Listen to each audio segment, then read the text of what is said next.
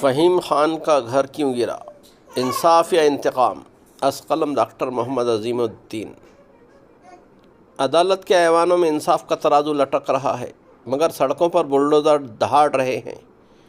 ناگپور میں فہیم خان کے گھر پر چلنے والے انہی بلڈوزروں نے ایک بار پھر یہ سوال اٹھا دیا کہ بھارت میں قانون کی حکمرانی باقی بھی ہے یا صرف ایک مخصوص بیانیے کی توثیق کے لیے قانون کی مٹی پلیت کی جا رہی ہے۔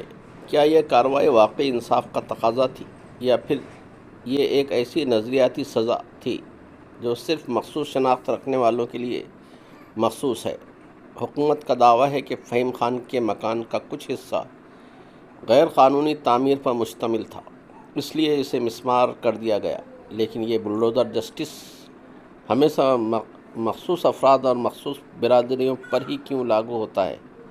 کیا یہ محض اتفاق ہے کہ یہ کارروائی اس وقت ہوئی جب ناگپور میں اورنگزیب رحمۃ اللہ عالمگیر کے مزار سے متعلق کشیدگی کے بعد تشدد بھڑک اٹھا؟ کیا یہ محض حسن اتفاق ہے کہ فہیم خان کو ماسٹر مائنڈ قرار دے کر فوری انصاف کی مشق کی گئی، جبکہ بجرنگ دل اور وشو ہندو پریشد جیسے گروہوں کے خلاف کوئی بلڈوزر حرکت میں نہیں آیا؟ عدالتی احکامات کی دھجیاں۔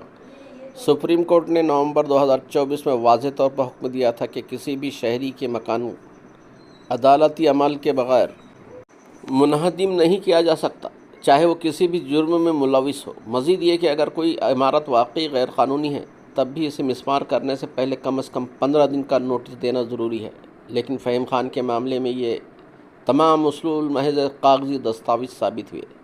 یہاں صرف 24 گھنٹے میں نوٹس جاری ہوا اور پھر بلڈوزر چلا دیا گیا، گویا حکومت نے عدالتی حکم کو محض ایک بے وقت تحریر سمجھ لیا ہو۔ غلامی میں نہ کام آتی ہیں تدبیریں نہ شمشیریں، غلامی میں نہ کام آتی ہیں تدبیریں نہ شمشیریں، جو ہو ذوق یقین پیدا تو کٹ جاتی ہیں زنجیریں۔ شیرازہ ہوا ملت مرحوم کا ابتر، شیرازہ ہوا ملت مرحوم کا ابتر، اب تو ہی بتا تیرا مسلمان کدھر جائے، اب تو ہی بتا تیرا مسلمان کدھر جائے۔